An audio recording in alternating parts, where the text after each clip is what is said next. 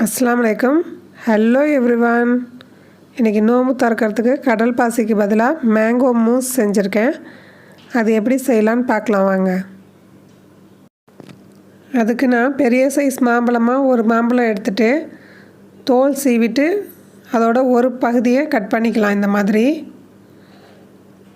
பீசஸாக கட் பண்ணிவிட்டு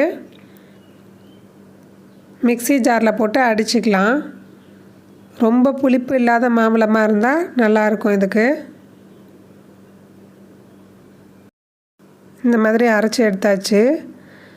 ஒரு பேனில் அந்த அரைச்ச விழுதை போட்டுட்டு கொஞ்சம் நல்லா சூடு பண்ணுவோம். அதாவது மேங்கோ பியூரி செய்ய போகிறோம். நம்ம கொஞ்ச நேரம் கிண்டிட்டு இறக்கிடலாம். அரைச்ச மாம்பழம் கொஞ்சம் கண்ணாடி மாதிரி வந்துச்சுன்னா வெந்துடுச்சுன்னு அர்த்தம். ஆஃப் பண்ணிடலாம். அடுத்தது 300 ml தண்ணி கொதிக்க வச்சுருக்கேன். இது ஒரு நிமிஷம் ஆறட்டும். இந்த தண்ணியில் ஜெல்லி பவுடரை சேர்க்க போகிறோம். அதுக்கு க்ரீன் சிம்பிள் போட்ட வெஜிடேரியன் ஜெல்லி தான் நான் இன்றைக்கி எடுத்திருக்கேன். Mango flavour.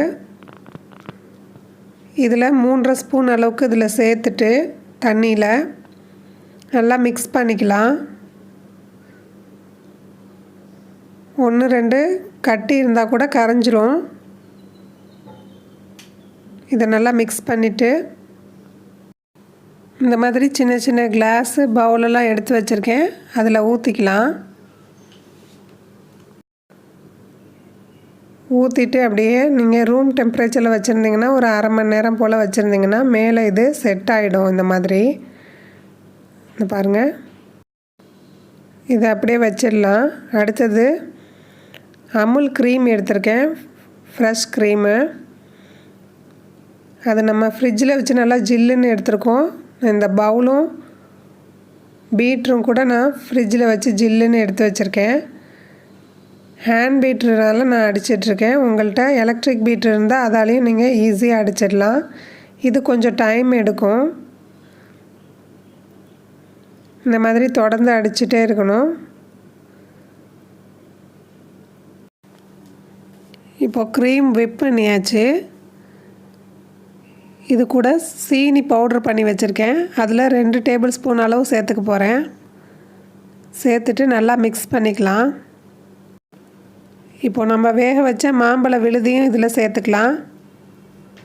சேர்த்துட்டு நல்லா மிக்ஸ் பண்ணிக்கலாம். இந்த மேங்கோ மூஸ் வந்து பசங்க ரொம்ப விரும்பி சாப்பிடுவாங்க. ஏற்கனவே நம்ம சேனலில் chocolate mousse with chocolate cup எப்படி செய்கிறதுங்கிறத வீடியோ போட்டிருக்கேன். அதை வந்து லிங்க்கில் கொடுக்குறேன். அதையும் பார்த்துக்கங்க. இதை மிக்ஸ் பண்ணிவிட்டு நம்ம ஸ்பூனாலேயும் எடுத்து ஊற்றலாம். கொஞ்சம் மேலெல்லாம் படுங்கிறதுனால அந்த மாதிரி ஒரு கவர் எடுத்துகிட்டு அதில் ஃபில் பண்ணி நம்ம ஏற்கனவே செட் பண்ணி வச்ச ஜெல்லி மேலே இதை இந்த மாதிரி ஊற்றிக்கலாம். ஊற்றிட்டு இதுக்கு மேலே மாம்பழம் வச்சு கார்னிஷ் பண்ணிக்க வேண்டியதான். அவ்வளோதான். நம்மளுடைய மேங்கோ மூஸ் ரெடி ஆகிடுச்சு. நீங்களும் செஞ்சு பார்த்துட்டு எப்படி இருக்குன்னு ஃபீட்பேக் பண்ணுங்கள். தேங்க்ஸ் ஃபார் வாட்சிங்.